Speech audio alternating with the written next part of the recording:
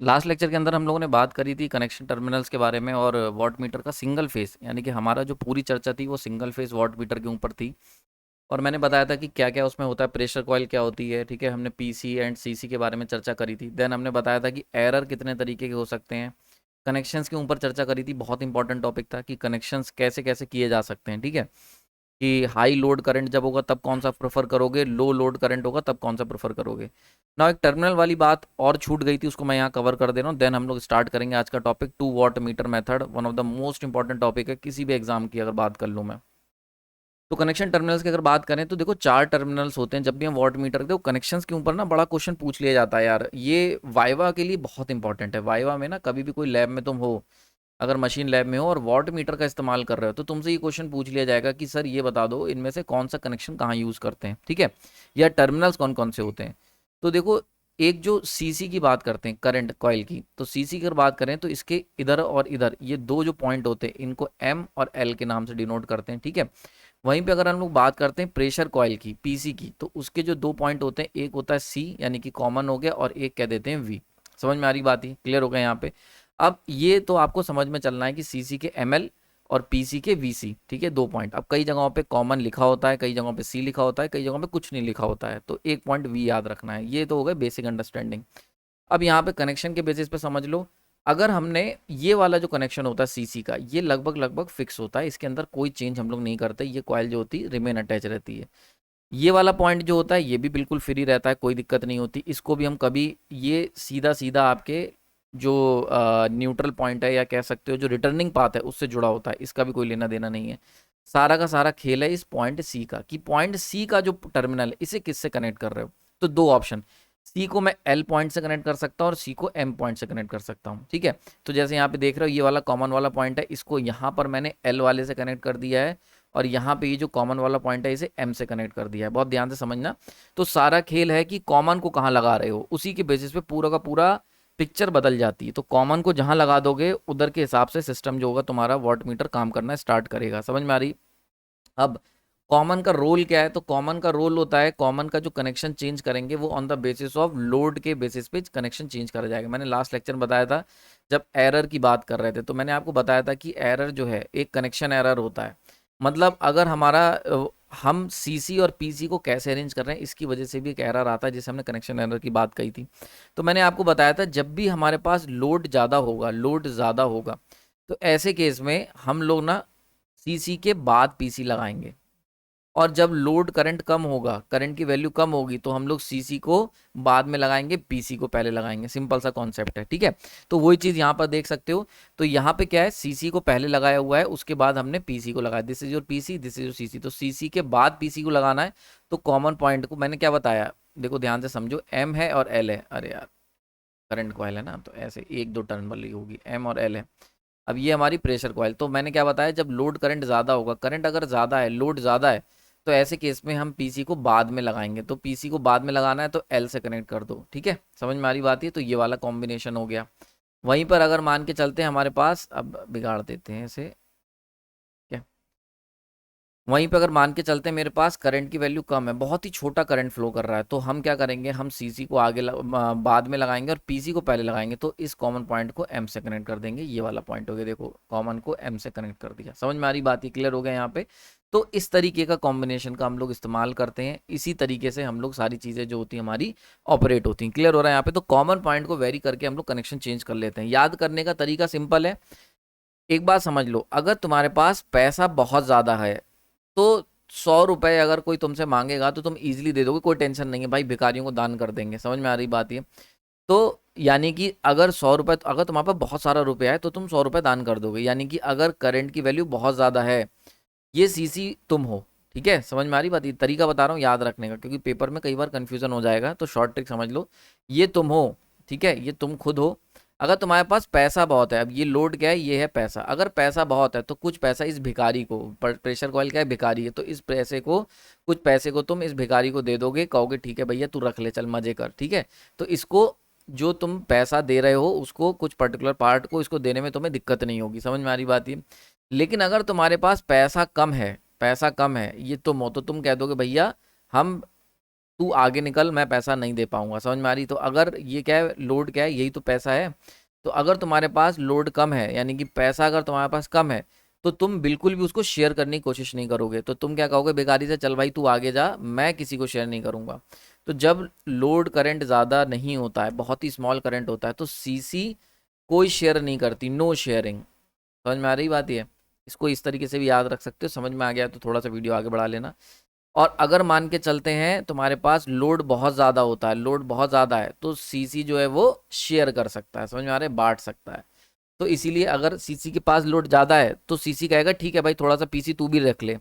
और अगर सीसी के पास लोड कम है तो सीसी कहते हैं कि भाई पीसी से कि मैं तेरे साथ शेयर नहीं कर सकता, तो सीसी को हम लोग आगे लगाते हैं। बस सिंपल सा कॉन्सेप्ट है। तो अगर मैं कहूँ तुमसे कि इस कनेक्शन से देख के बताओ कौन सा कनेक्शन हाई लोड के लिए है और कौन सा कनेक्शन लो लोड के लिए है, सिंपली सीसी को पकड़ लो। अगर हाई लोड लगा होगा तो सीसी जो होगा वो उसका करंट शेयर हो रहा होगा पीसी के साथ। और अगर लो लोड होगा तो सीसी करंट नॉट शेयर हो रहा होगा, not share with the PC. तो ये दो चार तरीके हैं जिससे तुम याद रख सकते हो। ठीक है, चलो अब चलते हैं वापस से 2 वाट मीटर मेथड स्टार्ट करते हैं। अपना आज का जो टॉपिक है हमारा बहुत इंपॉर्टेंट क्रूशियल। तो हुआ क्या कि भैया अभी तक हमने जो भी बात करी जनरली वो सिंगल फेज की बात थी। ठीक है, हम लोगों ने कंस्ट्रक्शन के बेसिस पे बात कर ली थी और सिंगल फेज के लिए वो सब सही था। लेकिन जब हम बात करते हैं थ्री फेज सिस्टम की, थ्री फेज आपको पता ही है, स्टार हो सकता है, डेल्टा हो सकता है, स्टार विद न्यूट्रल हो सकता है, कई सारे पॉइंट बनते हैं। तो इनके मेजरमेंट की जब बात आती है तो यहाँ पे सिंपल सा एक ऑब्जर्वेशन था एक लेमैन लैंग्वेज का कि भैया अगर थ्री फेज है, जब सिंगल फेज में सिंगल वाट मीटर यूज करा तो थ्री फेज में क्या करोगे, 3 वाट मीटर यूज कर लोगे, सिंपल है ना। तो हमने क्या करा, पावर सिस्टम अपना जो सॉरी थ्री फेज मेजरमेंट के लिए सिंपल चीज़ हमने यूज़ करी, 3 वाट मीटर इस्तेमाल कर ली। भाई 3 फेज हैं, 3 वाट मीटर ले आओ, हर फेज पे एक एक लगा दो। तो ये थ्री वाट मीटर मेथड के नाम से जाना गया, 3 वाट मीटर मेथड। और इसका इस्तेमाल जो है चाहे वो बैलेंस सप्लाई हो अनबैलेंस्ड हो, दोनों ही कंडीशनों में हम लोग कर सकते हैं। तो 3 वाट मीटर मेथड आप कैसे भी यूज़ करो, चाहे तुम्हारा बैलेंस्ड हो अनबैलेंस्ड, इसके बारे में मैंने ऑलरेडी कवर कर रखा है। आपने पुराने लेक्चर देख रखे होंगे जहाँ पर मैंने फॉल्ट और अनबैलेंसिंग बैलेंसिंग के बारे में समझाया था, तो वहाँ पे इसको कवर कर लेना कि बैलेंस अनबैलेंस लोड क्या होता है। तो ये 3 वाट मीटर मेथड यहाँ से पिक्चर में आ गया। देन इसके बाद दूसरा जो होता है ब्लॉन्डल्स आए, ब्लॉन्डल्स बहुत इंपॉर्टेंट था। उन्होंने कहा कि यार जरूरी नहीं है थ्री फेज के लिए 3 वाट मीटर लगे, ये तो बेवकूफ़ों वाला बात हो गई। तो उन्होंने कहा थ्री फेज को हम लोग 2 वाट मीटर मेथड से भी कर सकते हैं। समझ में आ रही बात है? और यहाँ से पिक्चर में आता है ये 2 वाट मीटर मेथड। तो इसकी थ्योरी ब्लॉन्डल्स ने दी थी। ये वही ब्लॉन्डल्स हैं जिन्होंने 2 रिएक्शन थ्योरी भी दी थी। तो इनका लगता है 2 से बड़ा प्यार था, हर चीज़ को ये दो दो से करने की कोशिश करते थे, तो 2 इनका लकी नंबर था। तो ब्लॉन्डल्स ये वही है, इन्होंने 2 रिएक्शन थ्योरी भी दी थी कि भैया जो सेलियंट पोल है, जब सेलियंट पोल मशीन की बात करोगे तो एक्स एस केवल नहीं कह सकते, एक्स एस 2 पार्ट में टूटेगा, एक्स डी और एक्स क्यू। ये बात इन्होंने टू रिएक्शन थ्योरी में बताई थी, मैंने कवर करा हुआ है सिंक्रोनस मशीन सीरीज में, जाके देख सकते हो। तो 2 वाट मीटर मेथड की बात आ गई, है ना, ये बताया। देन उसके बाद और मॉडिफाई करा गया तो पता चला 1 वाट मीटर मेथड से भी कर सकते हो। ठीक है, अब क्वेश्चन क्या आता है, क्वेश्चन समझ लो, क्योंकि ये जो सीरीज है यहाँ पे हम लोग लॉजिक कम और क्वेश्चन पे ज़्यादा ध्यान देते हैं इंपॉर्टेंट टॉपिक सीरीज में, कि क्वेश्चन सॉल्व होने चाहिए। तो तुमसे पूछा जाएगा भैया 3 वाट मीटर मेथड कहाँ यूज़ करेंगे, बैलेंस्ड में कि अनबैलेंस्ड में, तो आंसर होगा दोनों में कर सकते हो। 2 वाट मीटर मेथड बैलेंस्ड और अनबैलेंस्ड। लेकिन अगर सिंगल वाट मीटर की बात होगी तो वो केवल और केवल बैलेंस्ड में यूज़ करेंगे, सिंपल सा लॉजिक है। अनबैलेंस्ड में इसका इस्तेमाल नहीं करा जाएगा, सिंपल है। तो अगर सिंगल वाट मीटर मेथड ला रहे हो तो उसमें केवल बैलेंस सप्लाई में ही वो हम यूज़ कर सकते हैं। आगे चलते हैं। दूसरी अगर हम बात करते हैं तो ब्लॉन्डल्स की थ्योरम समझ लेते हैं। ब्लॉन्डल्स ने कहा क्या, उन्होंने कहा कि भैया अगर तुम्हारे जो सिस्टम है उसके अंदर नंबर ऑफ वायर्स या कंडक्टर अगर n है, तो मिनिमम वाट मीटर की जो हमें ज़रूरत पड़ेगी वो n-1 की ज़रूरत पड़ेगी। ये है ब्लॉन्डल्स थ्योरम। समझ में आ रही बात? ये तो बहुत सारे पेपर में तुमसे ब्लॉन्डल्स की थ्योरम डायरेक्टली पूछी जा सकती है कि भैया ब्लॉन्डल्स थ्योरम बता दो, डायरेक्ट क्वेश्चन आएगा। तो समझ लो इसका मतलब क्या हुआ। फॉर एग्जाम्पल अगर हम बात करते हैं 3 फेज 4 वायर सिस्टम, यानी कि स्टार विद न्यूट्रल, ये होता है 3 phase 4 wire, 1 wire 2 wire 3 wire 4 wire. ठीक है, और दूसरा क्या होता है 3 फेज सिस्टम, यानी कि स्टार विदाउट न्यूट्रल। ठीक है, तो ये हो गया 1 वायर 2 वायर 3 वायर। जरा दोनों को देखते हैं। तो अगर मान के चलते हैं ये है 3 फेज 4 वायर सिस्टम है, 1 2 3 आर वाई बी, है ना, आर वाई बी सॉरी, और एक है ये न्यूट्रल, तो ये 4 वायर हो गए। तो नंबर ऑफ वायर्स कितने हैं, 4। तो कितने वाट मीटर की जरूरत पड़ेगी, n-1 equal to 3 watt meter की जरूरत पड़ेगी मिनिमम, अगर आपको रीडिंग एक्यूरेटली लेनी है। इसीलिए अगर कोई कह देता है कि भैया हम थ्री फेज का हमें पावर मेजर करना है तो कितने वाट मीटर लगेंगे, तो देखो सिंपल है, उससे पूछो 3 वायर सिस्टम है या 3 फेज 4 वायर सिस्टम है। अगर 3 फेज 4 वायर सिस्टम है तो 3 ही वॉट मीटर की जरूरत पड़ेगी। 3 फेज 3 वायर सिस्टम होगा तो 2 वॉट मीटर में काम चल जाएगा। देखते हैं कैसे। तो देखो यहाँ पे कितने आर वाई बी यानी कि 1 2 3, तो नंबर ऑफ वायर्स कितने हो गए, कंडक्टर 3 हो गए, तो नंबर ऑफ वॉट मीटर कितनी जरूरत पड़ेगी, n-1 इक्वल टू 2, तो यहाँ पे 2 वॉट मीटर की जरूरत पड़ेगी। तो बहुत बार हम लोग क्या होता है रटा रटाए लेके जाते हैं कि भैया अगर हमारे पास 3 फेज सिस्टम है तो 2 वॉट मीटर मेथड से काम हो जाएगा। नहीं, आपको ये पता करना पड़ेगा कि उसके अंदर तार कितने हैं। लेकिन अगर मान लो पेपर में क्वेश्चन आ गया कि 3 फेज मेजरमेंट करने के लिए मिनिमम हमें कितने वॉट मीटर बैलेंस्ड और अनबैलेंस्ड मिनिमम कितने वॉट मीटर की जरूरत पड़ेगी, और ये नहीं दे रखा है कि वो 3 फेज स्टार है कि स्टार विदाउट न्यूट्रल है कि स्टार विद न्यूट्रल है, तो आप सिंपली मानना कि वो स्टार कनेक्शन है। समझ में आया? तो बाय डिफॉल्ट हमें यही लेना है। तो अगर कहीं क्वेश्चन आ जाता है 3 फेज सिस्टम है, वो स्टार है या डेल्टा है, कुछ भी हो सकता है, अगर 3 फेज सिस्टम है तो कितने वॉट मीटर की जरूरत पड़ेगी फॉर बोथ बैलेंस्ड या फिर अनबैलेंस्ड केस के लिए, याद रखना। तो हम कहेंगे सिंपली भैया हमें ज़रूरत पड़ेगी 2 वॉट मीटर मेथड की। तो हम कन्वेंशनली मान लेंगे कि उसके अंदर न्यूट्रल नहीं यूज़ हो रहा है, ठीक है। लेकिन अगर आपको दिया हुआ है 3 फेज 4 वायर सिस्टम है या लिखा हुआ स्टार विद न्यूट्रल है, तो इस केस में कितने वॉट मीटर मिनिमम चाहिए होंगे, तो 3 वॉट मीटर चाहिए होंगे। ध्यान रखना क्वेश्चन गलत बहुत होते हैं इस पे, ठीक है। तो यहाँ पे मैंने कनेक्शन दिखा दिए आप लोग को, तीनों कनेक्शन समझ लो बहुत अच्छे से। तो 3 फेज 4 वायर अगर सिस्टम होगा तो वॉट मीटर टोटल जो पावर, ये सर्किट जो टोटल पावर कंज्यूम करेगा वो कितना होगा, वो वॉट मीटर 1 की पावर प्लस 2 की प्लस 3 की, यानी कि इन तीनों की जो रीडिंग आ रही है उनको जोड़ दो, आंसर निकल के आ जाएगा best for 3 phase 4 wire system, है ना। लेकिन अगर हम बात करते हैं 3 फेज 3 वायर सिस्टम है तो इस केस में क्या होगा, तो अभी मैंने पीछे बताया मिनिमम 2 वॉट मीटर हमें चाहिए होंगे। मैक्सिमम तुम 3 भी लगा सकते हो, कोई टेंशन नहीं है, लेकिन कम से कम 2 वॉट मीटर चाहिए होंगे। समझ में आ रही बात ये? तो यहाँ पे 2 वॉट मीटर, तो यानी कि इस पर्टिकुलर सिनारियो में जो भी रीडिंग निकल के आएगी वॉट मीटर टोटल, यानी कि टोटल ये जो लोड है Z1 Z2 Z3 मिला के जितनी पावर कंज्यूम करेगा, this power is equal to the watt meter 1 की रीडिंग, यानी कि ये जो वॉट मीटर यूज कर रहा है इसकी रीडिंग और इसकी रीडिंग दोनों को ऐड कर लो, ठीक है, आंसर आ जाएगा। देन आता है हमारा 3 फेज सिस्टम, और उसके अंदर हमें ज़रूरत पड़ेगी अगर 3 फेज सिस्टम है बैलेंस्ड है, केवल बैलेंस्ड, तो वहाँ पे हम सिंगल वॉट मीटर से मीज़र कर सकते हैं। तो हमने ये वॉट मीटर लगा लिया है, ठीक है, और इस वॉट मीटर से हम लोग टोटल पावर को कंजम्पशन निकाल लेंगे। अंतर समझ लो एक और चीज़, सीसी जो होगी 3 फेज 3 वायर सिस्टम में, सीसी हम लगा देंगे फेजेस में, आर वाई और बी तीनों फेजेस में, सीसी 1 वॉट मीटर की, सीसी वॉट मीटर 2 और सीसी वॉट मीटर 3, इसको हमने फेज में लगा दिया। और जो पीसी है उसको क्या करा, कॉमन ले लिया, इसकी PC3 की, PC2 और PC1 तीनों की प्रेशर कॉइल का कॉमन लिया और उसे न्यूट्रल से जोड़ दिया। समझ में आ रही बात ये? तो करा क्या गया है, यानी कि जो हमने फेज लिया है उसके अंदर, तो जैसे ये 3 फेज आ रहे हैं आर वाई बी, इनके अंदर हमने लगा दी CC वॉट मीटर 1 2 3 की, और इसकी जो PC होगी उसको, इसकी PC तीनों की PC को कॉमन करके हमने क्या करा है, यहाँ पे जोड़ दिया न्यूट्रल से, ये हो गया, कोई बात नहीं।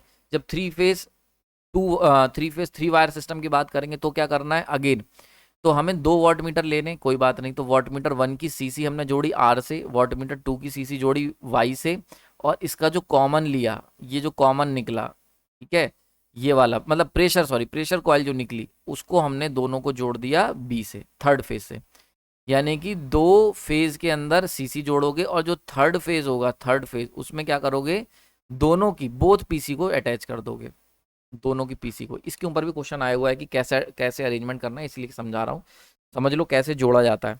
तो 2 वॉट मीटर मेथड के अंदर क्या करना है, 2 फेज के अंदर सीसी जोड़ दी और तीसरा फेज जो जा रहा है उसमें दोनों की पीसी को कॉमन करके जोड़ दिया गया, ये हो गया।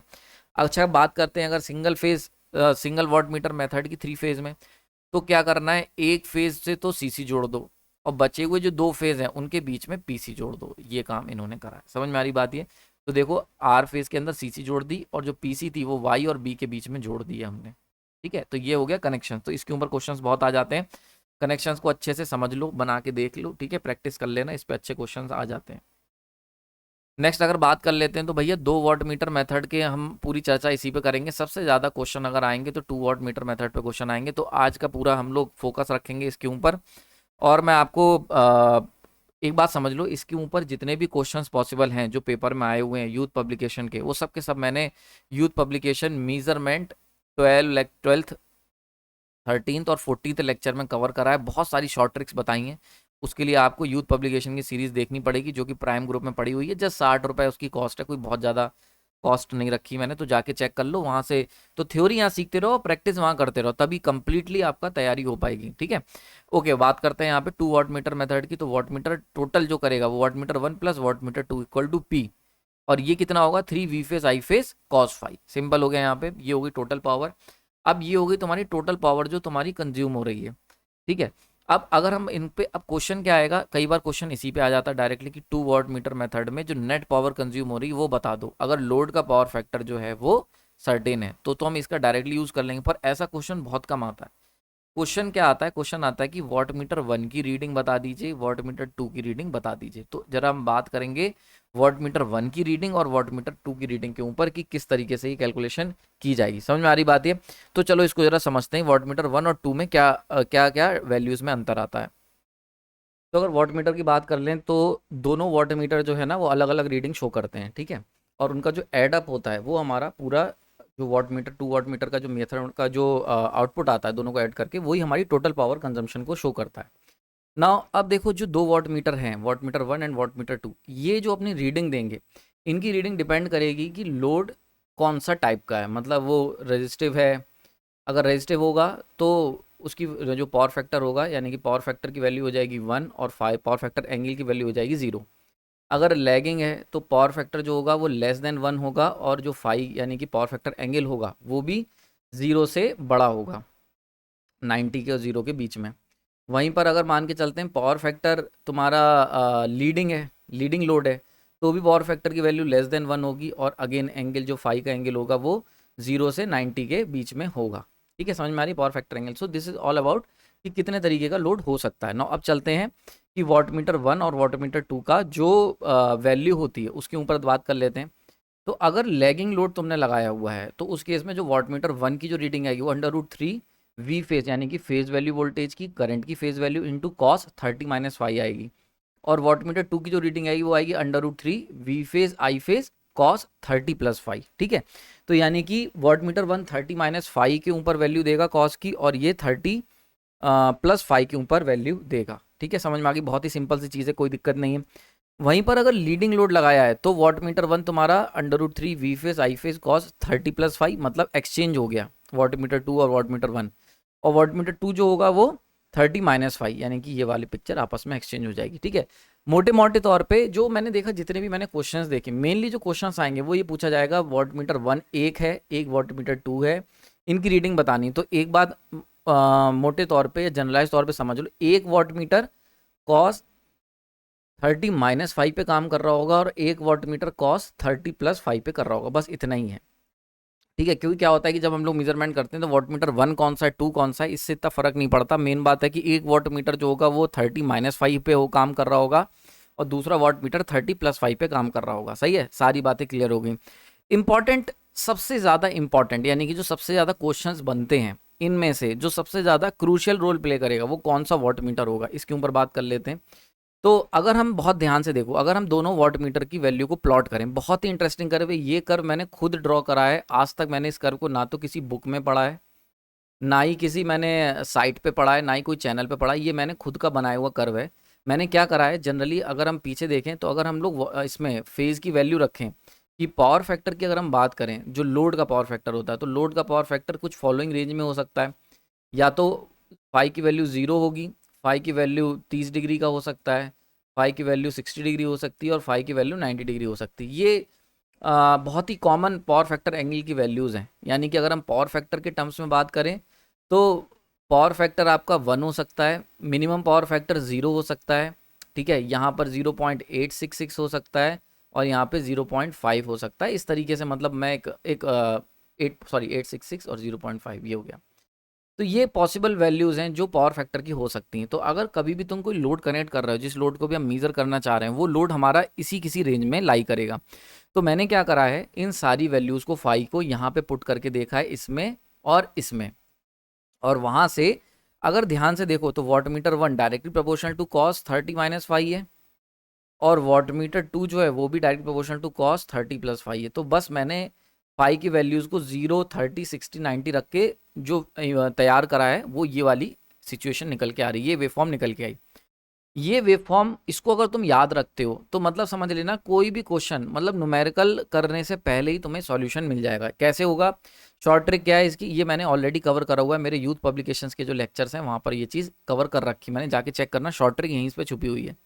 अब देखो इसका क्या मतलब हुआ, अगर हमारा लोड का जो पावर फैक्टर है, ठीक है, तो अगर हम ध्यान से देखें तो जो वॉट मीटर 1 था, मैं जनरली लैगिंग लोड की बात कर रहा हूँ, लीडिंग इसका जस्ट उल्टा हो जाएगा, तो वॉट मीटर 1 जो डायरेक्ट प्रोपोर्शनल है कॉस 30 माइनस 5 है, और वॉट मीटर 2 जो है वो कॉस 30 प्लस 5 है, ठीक है।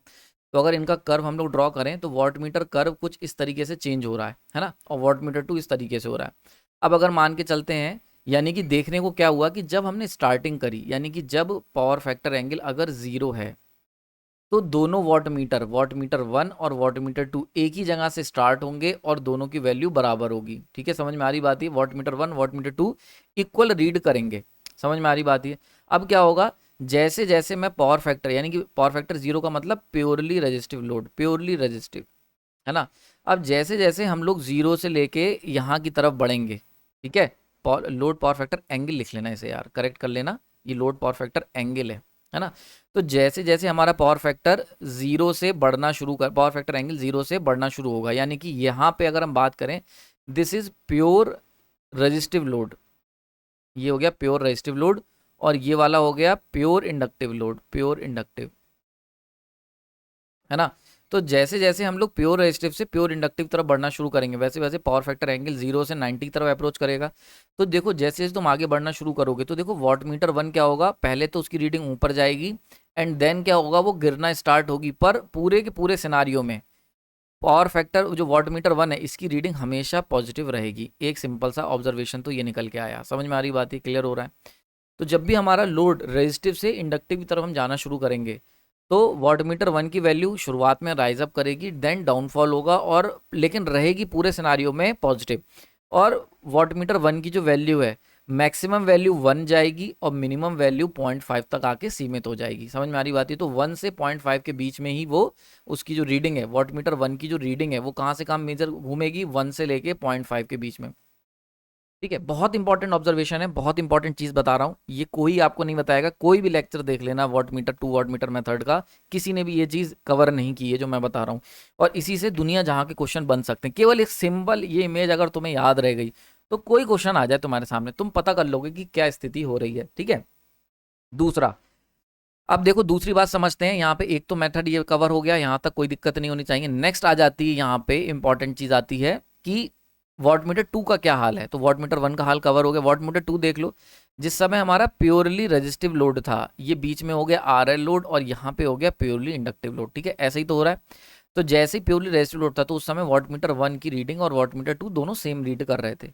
लेकिन जैसे जैसे आप लोड को रजिस्टिव की जगह इंडक्टिव की तरफ धकेलोगे, वैसे वैसे वॉट मीटर 2 की रीडिंग, वॉट मीटर 2 मतलब क्या हुआ, direct proportion to cos 30 plus 5, इसकी जो रीडिंग है ये गिरना शुरू होगी लगातार, देख रहे हो 0.5 आ गई, देन बहुत इंपॉर्टेंट चीज़ है 60 पे, 60 पे इसकी वैल्यू जो होगी वो 0 हो जाएगी। देख लो यहाँ पे 60 लगाओगे 60 डिग्री, तो cos 30 प्लस 60 यानी कि cos 90, cos 90 की वैल्यू 0 होती है तो 0 हो गई। एंड देन जैसे ही तुम इसको और आगे ले जाओगे तो it will show negative reading, समझ में आ रही बात ये। तो यानी कि जब प्योरली रेजिस्टिव लोड था, प्योरली रेजिस्टिव, तो वॉट मीटर 1 और वॉट मीटर 2 इक्वल रीड कर रहे थे, और प्योरली इंडक्टिव लोड होगा तो वॉट मीटर 1 पॉजिटिव रीड कर रहा होगा, वॉट मीटर 2 नेगेटिव रीड कर रहा होगा, और ये दोनों की दोनों बराबर होंगे।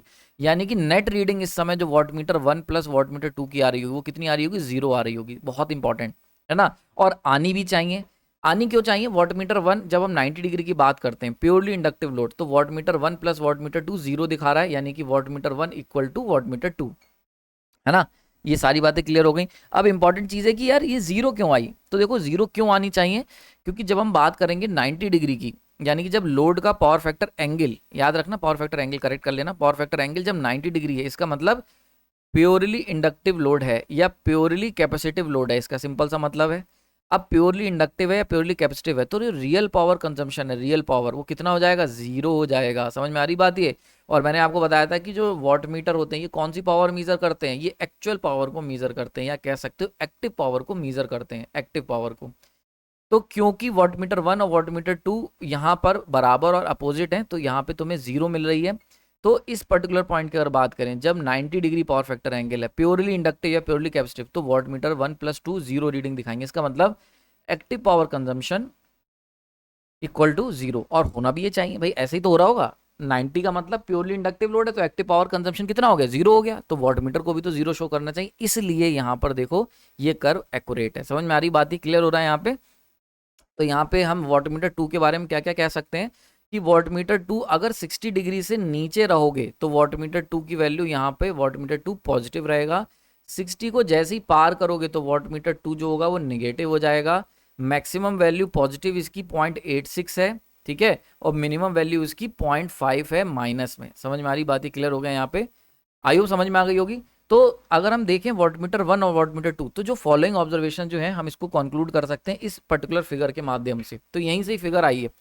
तो ये कहते हैं कि अगर आपका एंगल 0 डिग्री है यानी कि पावर फैक्टर 1 है, तो वॉटमीटर 1 वॉटमीटर 2 बराबर रीड कर रहे होंगे। देखो यहाँ पे 0 वॉटमीटर 1 इक्वल टू वॉटमीटर 2। सब कुछ तुम्हें विजुलाइज करा रहा हूँ मैं, यही मेरा काम है, यही मेरी एक्सपर्टाइज है कि जो भी पढ़ो उसको विजुलाइज कर लो कि कैसे हो रहा है, खून में उतर जाएगा, है ना। ये उसके बाद चलते हैं आगे, चलेंगे हम लोग। अब उसके बाद पावर फैक्टर एंगल हमने 60 डिग्री डायरेक्टली रखा हुआ है, तो 60 डिग्री पर क्या होगा, 60 डिग्री क्योंकि एक इंपॉर्टेंट पार्ट था, तो वहां पे देखो 0.5 पावर फैक्टर कितना हो गया, 0.5 हो गया। और ऐसे में वॉटमीटर 1 पॉजिटिव और वॉटमीटर 2 0 दिखा रहा है। देख लो यहाँ पे 60 डिग्री पर वॉटमीटर 1 पॉजिटिव, वॉटमीटर 2 0। समझ में आ रही बात, ये क्लियर हो रहा है यहाँ पे, आई होप समझ में आ रही होगी। और पावर फैक्टर कितना होता है, cos 60 पे पावर फैक्टर की वैल्यू कितनी हो जाएगी, 0.5 हो जाएगी। क्लियर हो रहा है यहाँ पे। तो ये सारी चीजें आपको समझ में आनी चाहिए, ठीक है। क्लियर हो रहा है यहाँ पे, आई होप क्लियर हो रहा होगा। अच्छा एक चीज और समझ लेना, यहाँ पे ये जो मैंने पर्टिकुलरली कर्व ड्रॉ करा है, एक चीज और देख लो, ये यहाँ पे मैंने wattmeter 1 direct proportional to cos theta, और थीटा इक्वल टू 5 - 30 है, और एक में 5 + 30 है, तो वो मान के करा है। तो यहाँ पे मैंने जो कॉस थीटा की वैल्यू यहाँ पे मार्क करी है, ठीक है, वो कॉस थीटा, यहाँ पे थीटा की वैल्यू कितनी है, वॉटमीटर 1 के लिए थीटा की वैल्यू है 5 - 30, और वॉटमीटर 2 के लिए थीटा की वैल्यू है 5 + 30। तो इस तरीके से मैंने ये मार्क करके करा है, ठीक है। तो एक रफ आइडिया तुम्हें मिल रहा होगा यहाँ पे किस तरीके से काम हो रहा है, ठीक है। क्लियर हो गया यहाँ पे, तो ये चीज समझ में आ गई होगी। नेक्स्ट अगर हम बात कर लेते हैं, यहाँ पे हो गया 90, एक्सट्रीम की बात कर रहा हूँ, 90 पे आ जाओगे तो 90 पे पावर फैक्टर इक्वल टू कितना हो जाएगा, 0 हो जाता है। यानी कि जब हम बात करेंगे 90 डिग्री की, तो 90 डिग्री पर ऐसे पॉइंट पे क्या होगा हमारा, वॉटमीटर 1 इक्वल टू माइनस का वॉटमीटर 2। तो देखो वॉटमीटर 1 की वैल्यू कितनी आ रही है, डायरेक्ट प्रोपोर्शनल है 0.5, वॉटमीटर 2 डायरेक्ट प्रोपोर्शनल है माइनस का 0.5। तो देखो ये दोनों equal and opposite, wattmeter 1 equal to wattmeter 2 magnitude wise, और अगर पोलैरिटी भी लगा लें तो दोनों एक दूसरे के अपोजिट है। तो wattmeter 1 is equal to minus का वॉटमीटर 2। तो देखो यही बात यहाँ पे लिखी हुई है। तो क्वेश्चन क्या आएगा, क्वेश्चन या तो इस पे बहुत क्वेश्चन आते हैं, इस पे बहुत आते हैं, और इस पे बहुत आते हैं, ठीक है। लेकिन जो न्यूमेरिकल्स आते हैं सॉल्व करने वाले, वो आते हैं बीच की रेंज पे। तो बीच की रेंज पे बात कर लेते हैं। बीच की रेंज यानी कि ये, यानी अगर पावर फैक्टर तुम्हारा पावर फैक्टर अगर 0.5 से 1 के बीच में, ये पूछ लिया जाएगा, है ना। बहुत क्वेश्चन मैंने देखे हैं कि आपका जो लोड है उसका पावर फैक्टर 1 से 0.5 के बीच में है, तो ऐसे में क्या पोजीशन होगी। तो 0.5 कहाँ मिल रहा है, 60, यानी कि इस रेंज की बात कर रहे हैं। तो इस रेंज में पावर फैक्टर जो है वो कहाँ से कहाँ तक होगा, 1 से लेके 0.5 के बीच में। तो देखो अगर ऐसी पोजीशन की बात करें तो वॉटमीटर 1 पॉजिटिव, वॉटमीटर 2 पॉजिटिव, लेकिन वॉटमीटर 1 जो होगा उसकी वैल्यू ज़्यादा होगी वॉटमीटर 2 से। तो देखो यही बात यहाँ लिखी हुई है, इस रेंज में वॉटमीटर 1 पॉजिटिव, वॉटमीटर 2 पॉजिटिव, लेकिन वॉटमीटर 1 की वैल्यू हाई है कंपेयर टू द वॉटमीटर 2, है ना। एक ऑब्जर्वेशन ये हो गई। दूसरी अगर हम बात कर लेते हैं, अगर हम इसके आगे बढ़ते हैं तो पावर फैक्टर 0.5 से लेके 0 के बीच में, तो ये वाली रेंज आ जाती है, ठीक है। इस रेंज में अगर बात करें तो वॉटमीटर 1 की वैल्यू पॉजिटिव, वॉटमीटर 2 की वैल्यू क्या होगी, निगेटिव हो गई। बहुत इंपॉर्टेंट, समझ में आ रही बात है। तो देखो इस रेंज की अगर बात करते हैं तो वॉटमीटर 1 की वैल्यू पॉजिटिव एंड वॉटमीटर 2 की वैल्यू निगेटिव। तो आई होप समझ में आ रहा होगा कितना क्रूशियल ऑब्जर्वेशन है, कितना क्रूशियल यहाँ पे ये पॉइंट कवर करना है। इस पूरे पर्टिकुलर टॉपिक के ऊपर करीब तुम्हें 100 क्वेश्चन मिल जाएंगे अगर तुम प्रीवियस ईयर के पेपर उठाते हो, जेई और एई के, इवन गेट तक में इस पे क्वेश्चंस आए हुए हैं। तो अगर सिंपली तुमने ये 3 चीजें समझ ली, ये वाली स्लाइड, ये स्लाइड और ये स्लाइड, तो ये समझ लेना बहुत सारे ऐसे न्यूमेरिकल हैं जिसमें तुम्हें पेन उठाने की जरूरत नहीं है। तुम्हें कोई यानी कि 0 कैलकुलेशन, मतलब वहां पे न्यूमेरिकल होगा, सुनना ध्यान से, न्यूमेरिकल होगा जिसमें तुम्हें वॉटमीटर 1 की रीडिंग बतानी होगी, वॉटमीटर 2 की रीडिंग बतानी होगी, और तुम बिना पेन उठाए ये दोनों का आंसर टिक कर दोगे। वो कैसे करोगे, उसकी जो शॉर्ट ट्रिक है वो मैंने कवर करी है मेजरमेंट वाली सीरीज में, जो कि ऑलरेडी चल रही है यूथ पब्लिकेशन, जाके जरूर चेक करना कि इस जो टेक्निक मैंने तुम्हें सिखा रहा हूँ इसको अप्लाई कैसे करना है, इसको मैंने कवर करा है वहां पे। तो यहाँ से कॉन्सेप्ट सीख लो और एप्लीकेशन के लिए मेजरमेंट की सीरीज देखना ना। अब आगे चलते हैं ना, यहाँ पे बात कर लेते हैं कुछ और फॉर्मूले की। जैसे क्वेश्चन आ जाता है तो total power what meter 1 plus watt meter 2, total reactive power कैसे निकालेंगे, अगर हमें वॉट मीटर 1 की रीडिंग पता है, वॉट मीटर 2 की रीडिंग पता है, तो यहाँ से एक्टिव पावर तो watt meter 1 plus watt meter 2 मिल गई। लेकिन अगर कोई कहे कि रिएक्टिव पावर कैसे निकालोगे, तो उसका फॉर्मूला सिंपल है, √3 W1 माइनस W2 होता है, ध्यान रखना ये चीज़, ठीक है। अच्छा, 10 फाई की वैल्यू अगर तुमसे कहा जाए पावर फैक्टर, अगर तुम्हें जैसे कोई कह दे कि वॉट मीटर 1 की रीडिंग आ रही है ये, वॉट मीटर 2 की रीडिंग आ रही है ये, तो ये बता दो कि लोड जो तुमने लोड लगा रखा है उसका पावर फैक्टर क्या है ना।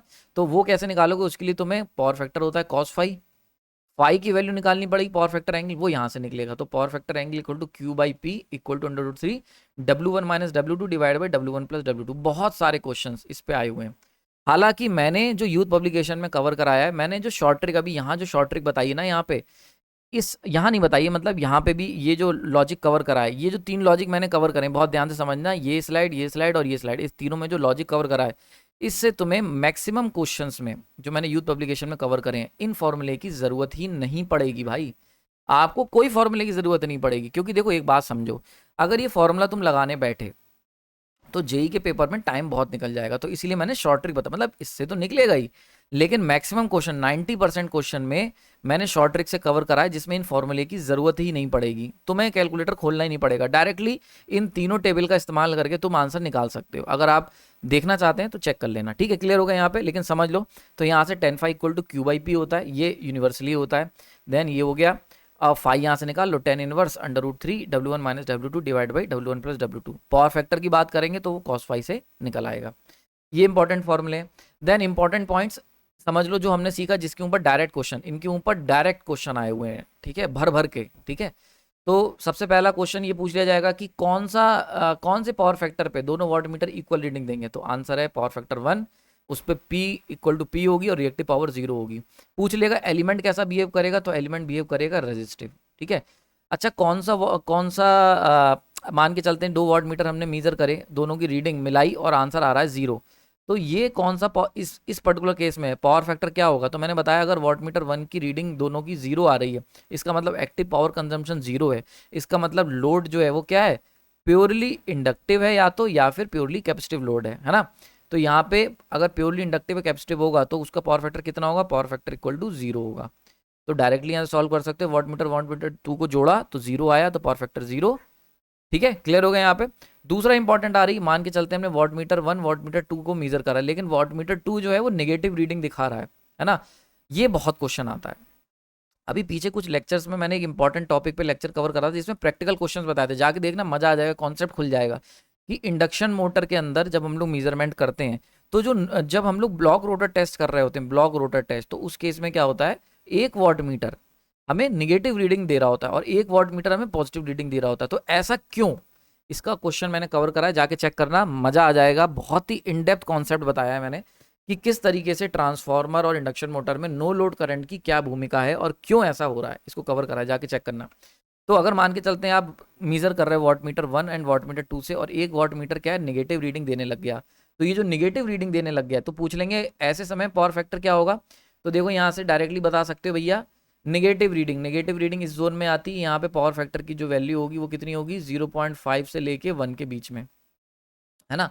और यहाँ से यहाँ तक की वैल्यू होगी 1 से लेके 0.5 के बीच में, यहाँ पे 0.5 है, ठीक है। तो इससे आप कर सकते हो, ठीक है। तो ये वाला हो जाएगा, तो नेगेटिव का मतलब 0.5 से नीचे काम कर रहे हो, समझ में आ रही बात है। 0.5, अरे यार 0.5 से 0.000, ठीक है, 0.5 से 0 के बीच में काम कर रहे हो, यानी कि लेस देन 0.5 पर हो। नेक्स्ट इंपॉर्टेंट चीज आती है, एक बड़ा अच्छा क्वेश्चन आएगा, आपसे पूछ लिया गया कि भैया वाट मीटर 1 की जो रीडिंग है वो 2 टाइम्स आ रही है वाट मीटर 2 के रीडिंग में, तो ऐसा कब होगा, है ना, ऐसा कब पूछ लेगा। तो ऐसा होगा 5 power factor equal to 30 degree पर, समझ में आ रही बात है। तो पावर फैक्टर एंगल 30 होगा, पावर फैक्टर होगा 0.866। देखते हैं क्या ऐसा हो रहा है। तो देखो 30 डिग्री पर, तो यहाँ पे जो वाट मीटर 2 की रीडिंग है वो कितनी है, 0.5। देखो अगर तुम देखो मैंने क्या बताया, अगर तुम्हें ये याद रह गया this is one of the most important curve. पूरे वॉट मीटर में अगर ये कर्व याद करके चले गए तो कोई दिक्कत ही नहीं, दुनिया का कोई क्वेश्चन तुम्हारा कुछ नहीं उखाड़ पाएगा, सारे आंसर इस कर्व में छुपे हुए हैं। तो वॉट मीटर 2 जो रीडिंग दे रहा है वो कितनी दे रहा है 0.5, वॉट मीटर 1 की रीडिंग कितनी है 1, यानी कि वॉट मीटर 1 की रीडिंग 2 टाइम्स है वॉट मीटर 2 की रीडिंग की, यही तो मतलब हुआ और यही हमारा कॉन्सेप्ट है। तो देखो ये सारे पॉइंट जिन पे, ये 4 पॉइंट हैं जिन पे करीब 50 क्वेश्चंस तुम्हें एमसीक्यू मिल जाएंगे प्रीवियस ईयर के एग्जाम्स में, एसएससी जेई और एई के एग्जाम्स में, है ना। तो देखो ये सारे के सारे क्वेश्चन उस कर्व से कवर हो सकते हैं, ठीक है। तो इतना ही रखते हैं, आपने अपना कीमती समय दिया उसके लिए धन्यवाद। इस पर्टिकुलर इंपॉर्टेंट टॉपिक की जो सीरीज है इसके पीडीएफ नोट्स हो गए या जो भी मैं लेक्चर कवर करता हूँ इन सब के पीडीएफ नोट्स आपको मिल जाएंगे हमारे प्राइम ग्रुप में। साथ ही साथ सिंक्रोनस मशीन की सीरीज चल रही है, लाइव जाके देखो उसे, है ना। प्राइम जो मेंबर्स हैं उनके लिए ऑपरेटेड है। साथ ही साथ यूथ पब्लिकेशन के कम से कम मैंने करीब 30 लेक्चर ले चुका हूँ, 20 से 30 लेक्चर, जिसके अंदर हमने इंडक्शन मोटर कवर कर दी है, मेजरमेंट कवर कर दिया है, आने वाले समय में सिंक्रोनस मशीन कवर कर दी है, जाके देखो उससे सारे क्वेश्चंस कवर कर सकते हो। और प्लस पुराने प्रीवियस ईयर के और भी बहुत सारे क्वेश्चंस हैं इंपॉर्टेंट टॉपिक के, वो भी मैंने कवर करें, तो जाके चेकआउट करो। 60 रुपये कॉस्ट है, बिल्कुल मतलब न्यूनतम है, इतना कम कहीं नहीं मिलेगा, इतना सस्ता कहीं भी नहीं, ठीक है। तो आई होप आपको पसंद आएगा आज का लेक्चर, पसंद आया तो लाइक कर देना और अपना देखो अपनी फीलिंग ज़रूर एक्सप्रेस करा करो, वो मेरे लिए 100 रुपये के बराबर है। अपनी फीलिंग ज़रूर बताएं कि कैसा लगा, नया सीखा ना कुछ, तो नया अगर कुछ सीखा है तो कमेंट सेक्शन में ज़रूर बताओ। और आपने कीमती समय दिया उसके लिए धन्यवाद।